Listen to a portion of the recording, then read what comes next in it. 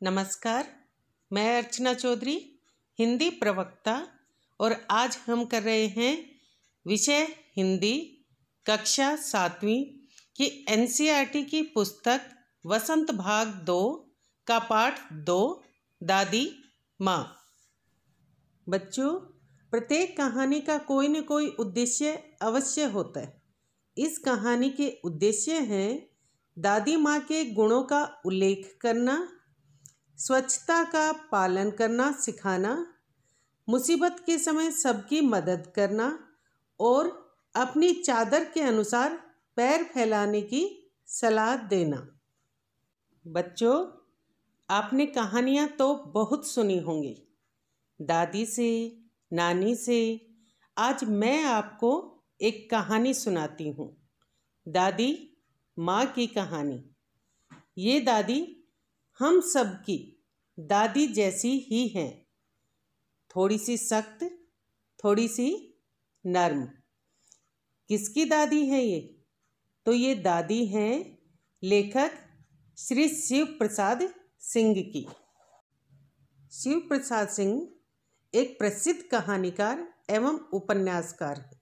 इनका जन्म 19 अगस्त 1928 जलालपुर उत्तर प्रदेश में हुआ और देहांत 28 सितंबर 1998 में हुआ। तो बच्चों, शुरू करते हैं कहानी दादी माँ। लेखक को उनके किशन भैया का पत्र मिला और उससे उन्हें पता चला कि दादी माँ का देहांत हो गया है। इससे वो अत्यंत दुखी हो गए और दादी माँ और अपने बचपन से जुड़ी यादों में खो गए। लेखक याद करते हैं कि बचपन में वो कितने कमज़ोर थे। थोड़ी सी विपरीत परिस्थितियां आती तो घबरा जाते। उनके मित्र उन्हें तसल्ली देने के लिए आने वाली छुट्टियों के बारे में बात करते, परंतु उनकी पीठ पीछे अर्थात उनके जाने के बाद उनकी कमजोरी का मजाक उड़ाते। यानी उनके मित्र उनके शुभ चिंतक नहीं थे, अर्थात उनका भला नहीं चाहते थे। लेखक को आश्विन के महीने की याद आती है कि किस प्रकार से गांव में चारों तरफ पानी ही पानी होता। बच्चे झाग वाले पानी में नहा रहे होते, गली सड़ी घास बदबू मारती।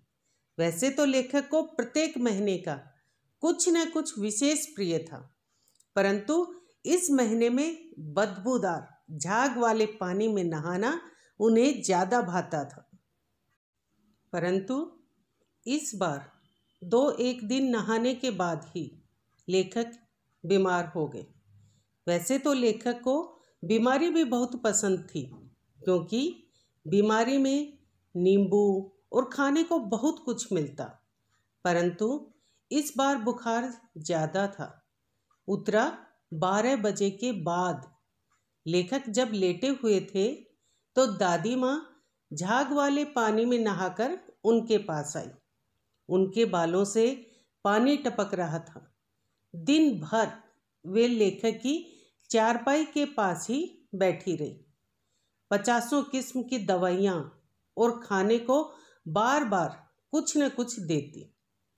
दादी में सेवा भाव कूट कूट कर भरा था। जब भी गांव में भी महामारी यानी बड़ी बीमारी, विषुचिका अर्थात हैजा जैसी कोई बीमारी फैलती तो दादी इसी प्रकार गांव वालों की सेवा करती। बच्चों, हमें भी दादी की तरह बीमारी में सबकी सेवा करनी चाहिए, चाहे वह अपना हो चाहे दूसरा। दादी सफाई पसंद महिला थी।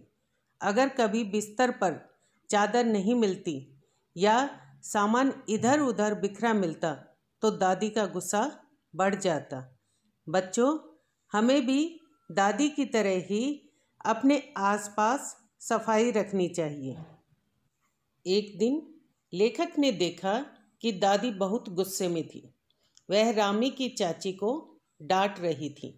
कह रही थी, धन्नो, तुझे आज ही ब्याज समेत रुपये लौटाने होंगे, तुम हमेशा फसल कटने पर देने का वादा करती हो परंतु देती नहीं हो, इसलिए तुम्हें आज ही लौटाने होंगे पैसे। रामी की चाची बेटी की शादी के बाद सारे पैसे लौटाने का वादा कर रही थी, लेकिन दादी गुस्से में थी। तो लेखक ने कहा, दादी जाने दो, बेचारी गरीब है, दे देगी। परंतु दादी को गुस्सा आ गया और उन्होंने लेखक को वहाँ से भगा दिया। एक दिन अचानक लेखक को रास्ते में धन्नो चाची मिल गई। वह दादी को बहुत आशीर्वाद दे रही थी। पूछने पर पता चला कि दादी उनके घर गई थी। उन्होंने न केवल धन्नो चाची का पिछला पैसा और ब्याज माफ़ किया, बल्कि बेटी की शादी के लिए 10 रुपये देकर उनकी मदद भी की। लेखक को दादी के इस व्यवहार पर आश्चर्य हुआ, परंतु सच्चाई ये थी कि दादी मुसीबत के समय सबकी मदद करती थी। बच्चों, हमें भी दादी की तरह मुसीबत में सबकी मदद करनी चाहिए। लेखक उन दिनों को याद करते हैं जब किशन भैया की शादी तय हुई थी। किशन भैया की शादी क्या तय हुई कि दादी माँ में उत्साह भर गया। कोई उन्हें बुलाने आता तो कहती, बहन बुरा न मानना, घर में इतने काम पड़े हैं, मैं न करूं तो एक न होगा।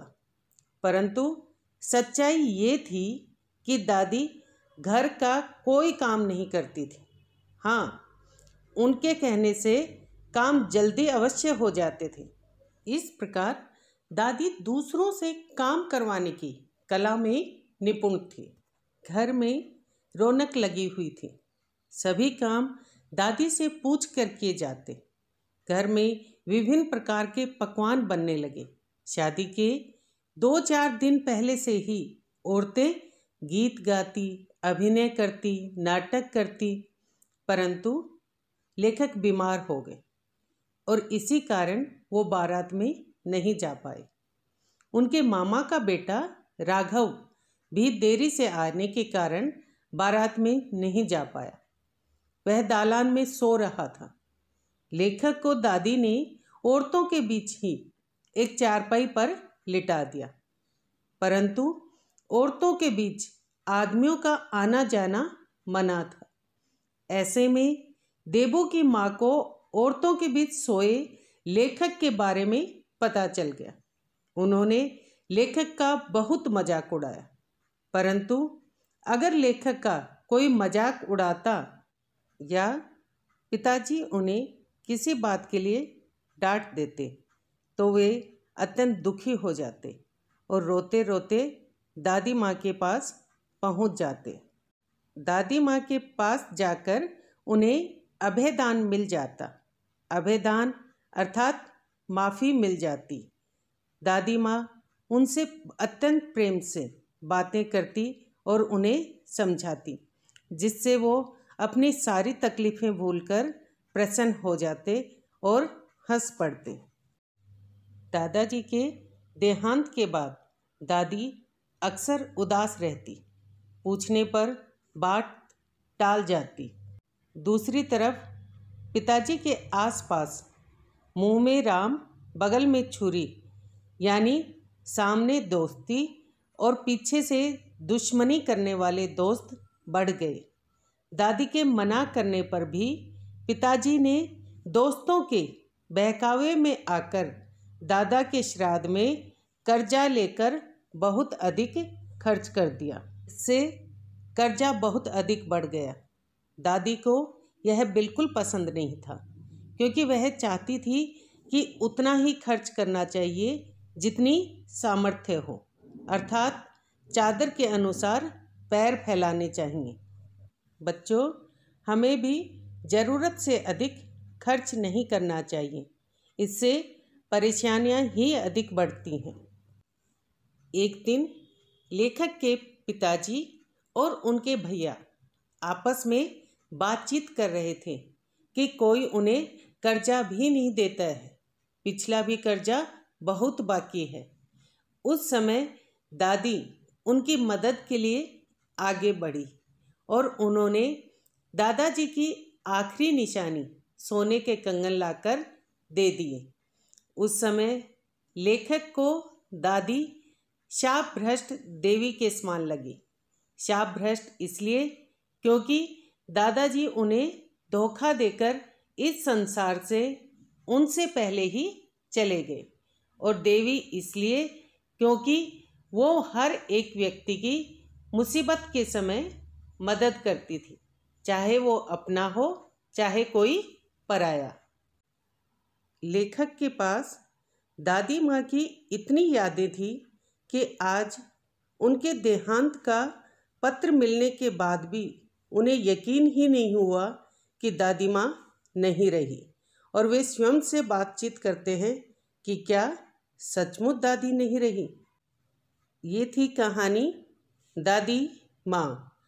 अब हम करते हैं कहानी से संबंधित भाषा की बात। सबसे पहले पाठ में आए कुछ कठिन एवं नए शब्दों और मुहावरों के अर्थ जानते।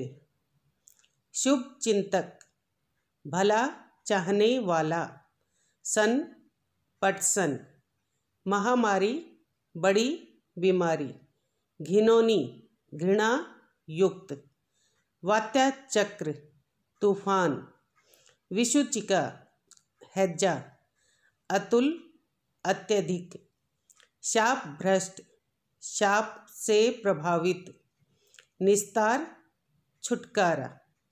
अब मुहावरे देखिए।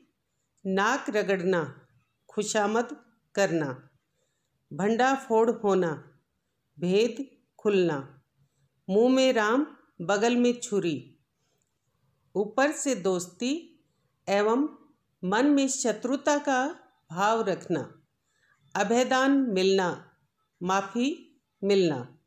बच्चों, अब ये पंक्तियाँ देखिए। जरा सी कठिनाई पड़ते अनमना सा हो जाता, सन से सफ़ेद। अब यहाँ आपने देखा कि सी, सा और से का प्रयोग किया गया है। ये समानता का बोध कराने वाले शब्द हैं, और इनका प्रयोग कब करते हैं? जब एक की समानता किसी दूसरे के साथ दिखानी हो। जैसे परी सी सुंदर लड़की, यहाँ लड़की की सुंदरता की समानता किससे की गई है? परी से। तो आपको सा, सी, से का प्रयोग करते हुए अन्य वाक्य बनाने हैं।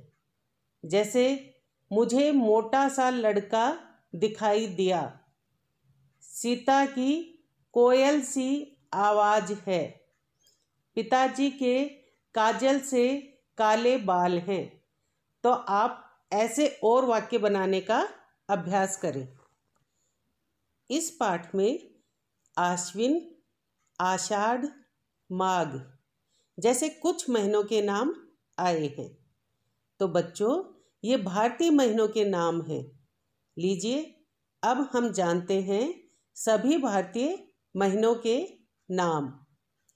चैत्र, वैशाख, ज्येष्ठ जिसे जेठ भी कहते हैं, आषाढ़, श्रावण और इसे सावन भी कहा जाता है, भाद्रपद, इसे भादो भी कहते हैं, आश्विन, कार्तिक, अगहन, पौष, माघ और फाल्गुन। इस कहानी में आपने ऐसे वाक्य बहुत देखे हैं, जैसे छू छू कर ज्वर का अनुमान करती, पूछ पूछ कर घर वालों को परेशान कर देती। बच्चों, ये यौगिक क्रिया कहलाती है। इसमें क्रिया को जोर देकर कहने के लिए एक ही शब्द का प्रयोग एक से अधिक बार होता है। अब आपको ऐसे ही यौगिक क्रियाओं का वाक्यों में प्रयोग करना है। जैसे मीरा ने रो रो कर सारा घर सिर पर उठा लिया। दूसरा देखिए, आपको यह पाठ बोल बोल कर पढ़ना है। उसने सारी मुसीबत हंस हंस कर टाल दी। तो ये थी दादी माँ कहानी की भाषा की बात। अब कहानी में आए कुछ महत्वपूर्ण प्रश्नोत्तर करते हैं।